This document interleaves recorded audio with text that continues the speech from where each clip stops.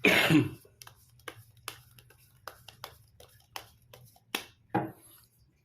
guys, kembali lagi di channel Aprisitorus, di mana channel ini akan memberikan diri kamu suatu informasi baik dari pekerjaan, asmara, keuangan, ataupun kehidupan diri kamu secara general. Sebelum saya memberikan suatu informasi dari beberapa aspek yang saya katakan tadi, saya juga mengingatkan kepada teman-teman, informasi yang saya berikan terhadap diri kamu bukan suatu acuan untuk kamu ambil dan untuk kamu terima. Saya hanya bisa memberikan diri kamu suatu informasi berdasarkan kartu yang saya pegang ini. Diri kamu hanya bisa berencana terhadap kehidupan kamu, akan tetapi di balik dari informasi dan perencanaan tersebut, lagi-lagi yang menentukan adalah Sang Pencipta. Sebelum saya mengambil satu persatu kartu yang saya pegang ini secara acak, saya juga mengingatkan kepada teman-teman apabila ketemu dengan channel saya agar menekan tombol subscribe-nya dan menyalakan loncengnya supaya next video saya lebih semangat untuk memberikan suatu informasi baik terhadap kondisi energi kamu, manusia yang selama ini kamu prioritaskan, serta pihak ketiganya. Oke Pak Geng, sama seperti biasanya, saya tidak memiliki judul atau topik yang akan saya angkat atau yang akan saya bahas, tetapi saya akan berusaha untuk memberikan suatu cerita dari berbagai kartu yang akan saya ambil nanti. Apakah cerita tersebut akan memberikan suatu gambaran terhadap manusia itu, pihak ketiganya, atau diri kamu? Kita langsung saja. Saya akan mengambil beberapa kartu, di mana kartu yang akan saya ambil nanti bisa saja bersifat resonate, bisa saja tidak bersifat resonate.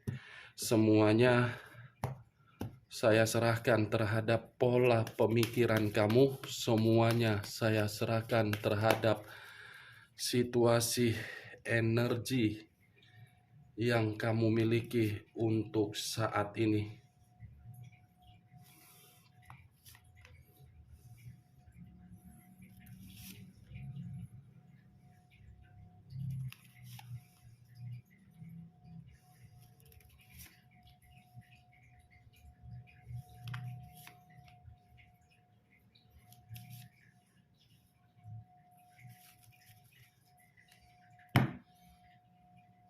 Nah, guys, di depan saya ini sudah ada beberapa kartu yang sudah saya ambil secara acak satu persatu dari tumpukan kartu yang saya pegang tadi.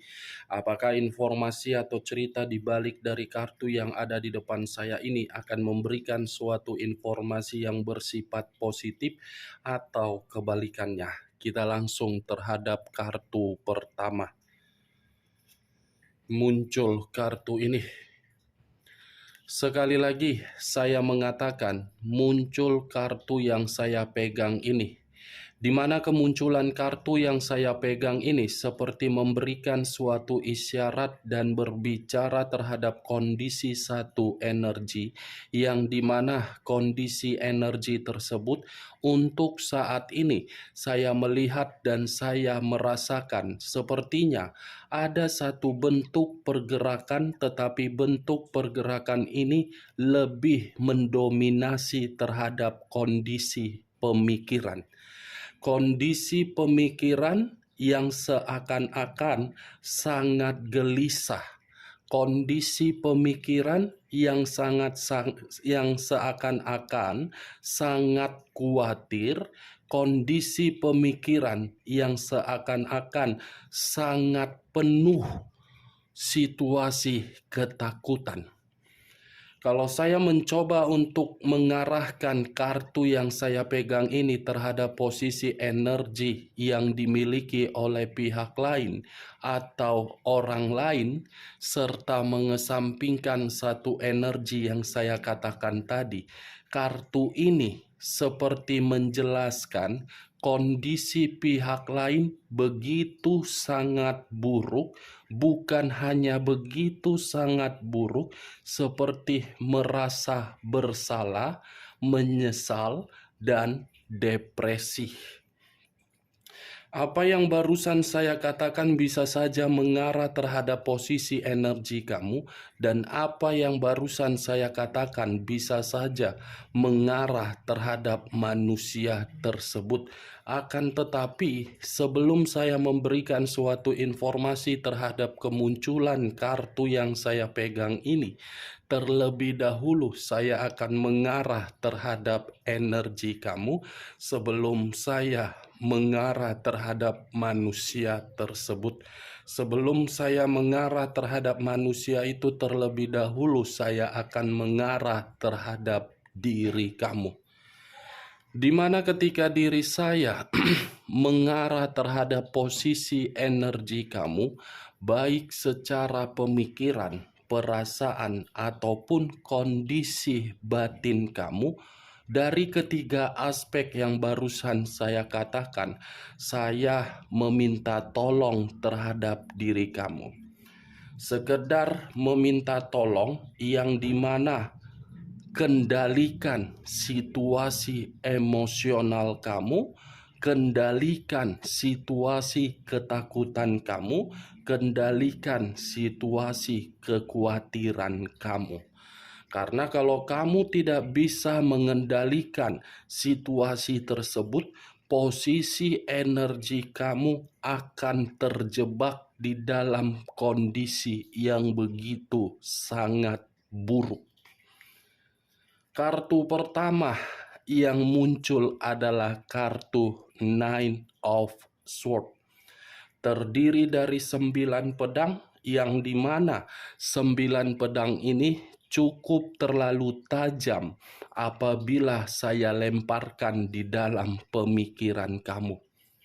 Saya mengakui kondisi diri kamu belum stabil. Saya mengakui kondisi perasaan kamu belum seimbang.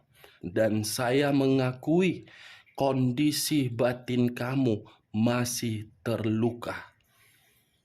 Tetapi dari kondisi tersebut, kamu harus bisa mengambil satu keputusan.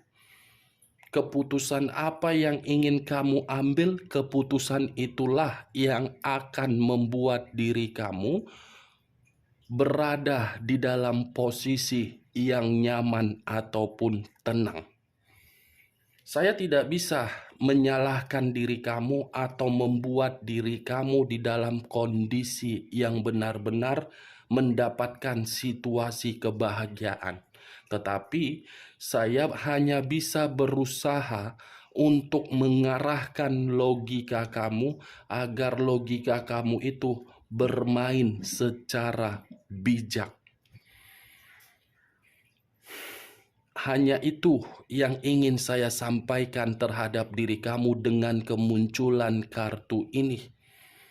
Yakin dengan pergerakan kamu, optimis dengan pergerakan kamu, ambisius dengan pergerakan kamu, dan sertai komunikasi terhadap Sang Pencipta. Sekuat apapun diri kamu berbicara, atau apa yang keluar dari perkataan kamu, mulut kamu, itu belum menjamin bagaimana kondisi pemikiran kamu yang belum jernih. Secara perkataan, kamu bisa mengatakan, "Saya lagi bahagia, saya lagi ini, saya lagi itu, saya begono, saya begini, saya begono." Tetapi kembali, energi kamu yang saya lihat belum mendapatkan kepastian di dalam satu situasi yang tenang. Kamu jangan terlalu membohongi, jangan terlalu egois, jangan memakai satu topeng yang seakan-akan kamu menunjukkan kehidupan kamu sudah bahagia, padahal batin kamu terluka, pemikiran kamu masih gelisah. Lepaskan situasi kekhawatiran kamu. Lepaskan situasi kegelisahan kamu. Kalau kamu terus-menerus seperti ini, kamu yang akan stres, kamu yang akan depresi, kamu yang akan selalu mendapatkan suatu hal yang dimana hal tersebut tidak memberikan keberuntungan. Sekuat apapun diri kamu mencari berbagai pencerahan atau motivasi atau nasihat di luaran sana, atau mencoba membuka berbagai channel YouTube yang membahas bagaimana kartu tarot, kalau pemikiran kamu belum sinkron, percuma. Itu dia, geng. Ini kartu, kamu bisa melihat sendiri. Saya bukan memberikan suatu sugesti. Begitu saya mengangkat kartu ini, cukup mengherankan bagi saya. Saya mengira kartu pertama, kartu yang memberikan suatu gambaran yang makmur. Tetapi tidak. Musuh terbesar kamu untuk saat ini adalah pemikiran kamu. Kalau pemikiran kamu terus-menerus seperti ini, ya tidak usah kamu mencari pencerahan.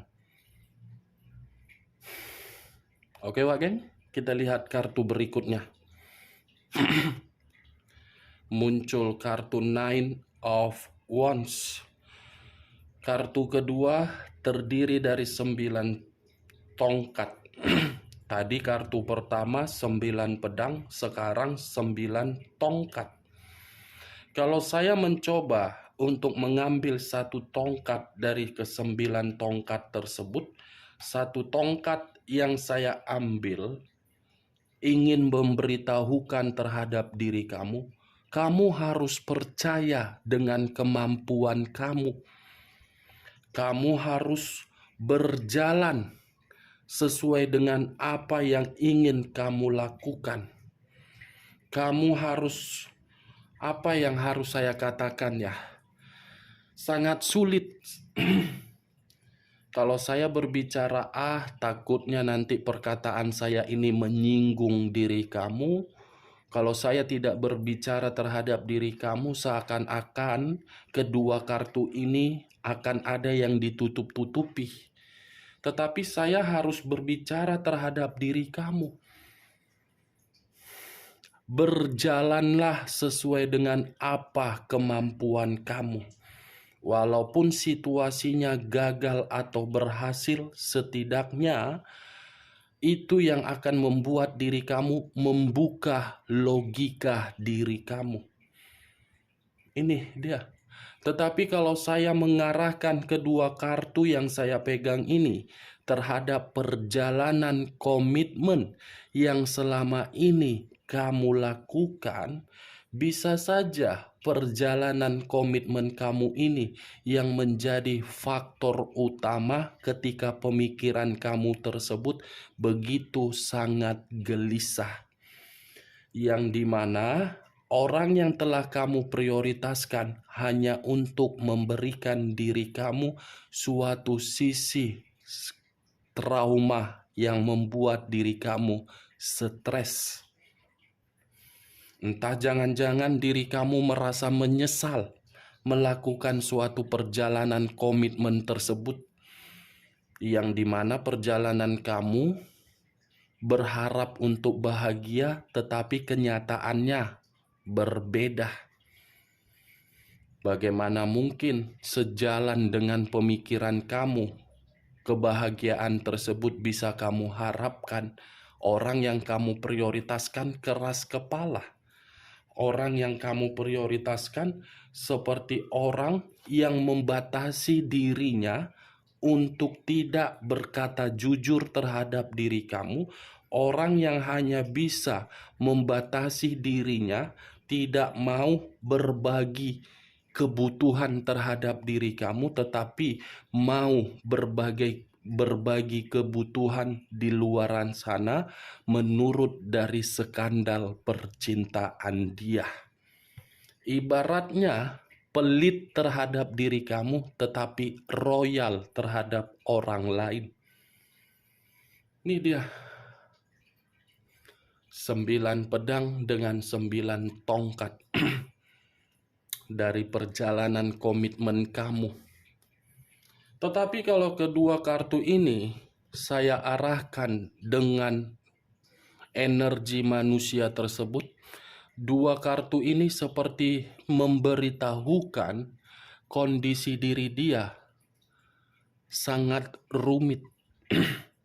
Seperti berada di dalam fase buruk yang dimana penuh dengan hambatan kehidupan dia, penuh dengan konflik, penuh dengan rintangan, dan menyesal, merasa bersalah.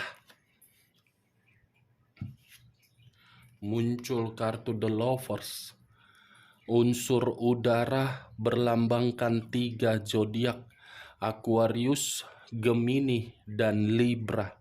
Kalau saya mencoba untuk mengesampingkan ketiga zodiak yang saya katakan tadi, kata The Lovers seperti memberitahukan komitmen kamu hanya bersifat sementara.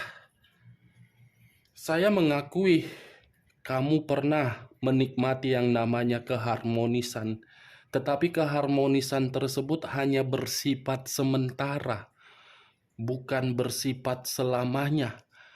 Karena komitmen kamu itu penuh dengan godaan. Orang yang kamu prioritaskan memanipulatif kamu.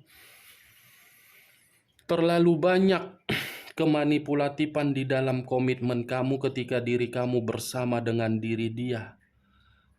Terlalu banyak sesuatu hal di luar dari dugaan kamu terima di dalam komitmen kamu ketika bersama dengan diri manusia tersebut. The Lovers, perselingkuhan. The Lovers, hubungan kotor. Perselingkuhan tersebutlah yang membuat pemikiran kamu ini merasa menyimpan trauma. Perselingkuhan dia yang membuat kehidupan kamu itu seperti menerima berbagai hambatan. Nih dia geng. Tetapi apa yang pernah dia lakukan terhadap diri kamu dengan menghadirkan pihak ketiga, justru pihak ketiga inilah yang menjadi sesuatu hal untuk diri dia, membuat diri dia seperti orang yang benar-benar merasa menyesal untuk memprioritaskan hubungan tersebut. 4 pedang. Kalau saya mencoba untuk mengambil satu pedang dari keempat pedang tersebut, satu pedang yang saya ambil ini seperti memberitahukan bahwasannya kondisi diri dia seperti orang yang linglung, seperti orang penuh dengan kebingungan, seperti orang yang benar-benar sangat melelahkan, seperti orang yang lagi sakit. Four of Swords. Kondisi diri dia lagi tidak baik-baik saja ini geng. Kondisi diri dia lagi benar-benar membutuhkan yang namanya suatu semangat. Wow. The Lovers, perselingkuhan menghancurkan diri kamu. Pihak ketiga dia membuat kehidupan dia berantakan. Kalaupun diri kamu bertanya-tanya, apa yang kamu lihat dari situasi yang dia perlihatkan terhadap diri kamu secara formalitas, itu hanya sekedar umpan. Umpan yang saya lihat agar diri kamu bisa terpancing. Pura-pura bahagia manusia itu ketika ada pihak ketiganya. Padahal kenyataan tidak bahagia. Ini orang lagi stres, lagi menjerit, seperti merasa menyesal kenapa pihak ketiga ini saya undang, kenapa pihak ketiga ini bukan memberikan kebahagiaan tetapi memberikan dampak buruk, dampak negatif, dampak melelahkan. Kehidupan saya hancur, kebahagiaan saya hancur, keuangan saya hancur, pekerjaan saya terhambat, hubungan terhadap orang lain terganggu, hubungan terhadap bisnis terganggu. Itu dia resiko yang harus dia terima ketika diri dia mempermainkan situasi ketulusan ataupun kesetiaan yang pernah kamu berikan terhadap diri dia. Pihak ketiga, lebih baik ini pihak ketiga ini. Tapi kayak mana mau dibilang? Mau menyalahkan pihak ketiga, belum tentu pihak ketiga ini benar-benar untuk disalahkan. Hadirnya pihak ketiga atas dasar seizin manusia tersebut. Ya seharusnya manusia itu menerima, bukan harus untuk berkomentar. Six of Swords terdiri dari 6 pedang. Kalau saya mencoba untuk mengambil satu pedang dari ke-6 pedang tersebut, satu pedang yang saya tarik ini seperti memberitahukan dia memutuskan hubungan secara sepihak terhadap diri kamu karena dia di awal mendapatkan situasi kenikmatan dari pihak ketiganya. Tetapi ketika manusia ini paham meninggalkan diri kamu, justru keputusan dia itulah yang membuat diri dia untuk saat ini benar-benar lagi kecewa. Keputusan yang pernah dia lakukan hanya untuk secara sepihak sudah membuat kehidupan dia benar-benar buruk. Tetapi kalau saya mengarahkan kartu yang saya pegang ini terhadap diri kamu, Six of Swords dengan Four of Swords, 6 pedang dengan 4 pedang, saya hanya menyarankan dengan diri kamu, kepergian yang dilakukan oleh manusia tersebut dari kehidupan kamu, jadikan suatu bentuk untuk menciptakan suatu perubahan. Tujuannya apa? Agar pemikiran kamu itu tidak lagi merasa kacau. Dengan cara apa? Yoga, berolahraga, meditasi, dan mencari hiburan. Five of Cups terdiri dari 5 cawan. Kalau saya mencoba untuk menarik satu cawan dari kelima cawan tersebut, satu cawan yang saya tarik seperti memberitahukan bahwasannya kondisi manusia tersebut bersedih, kehilangan, sakit hati, dan tidak ada hasil akhir yang bahagia ketika pergi dari kehidupan kamu. Hanya untuk bersedih manusia itu untuk mengundang pihak ketiganya. Ini dia manusia yang goblok. Sudah ada kebahagiaan yang pernah kamu berikan, tetapi karena sentuhan kulit lebih nikmat daripada sentuhan perasaan kamu, ya manusia ini menikmati sentuhan kulit, tetapi ujung-ujungnya apa? Sentuhan kulit yang dia lakukan justru membuat diri dia merasa menyesal, merasa seperti kehilangan, merasa seperti menderita. Ini dia Wak Geng. Kalau saya arahkan kartu yang saya pegang ini terhadap posisi energi kamu, saya pun lagi-lagi akan meminta tolong hapus kesedihan kamu.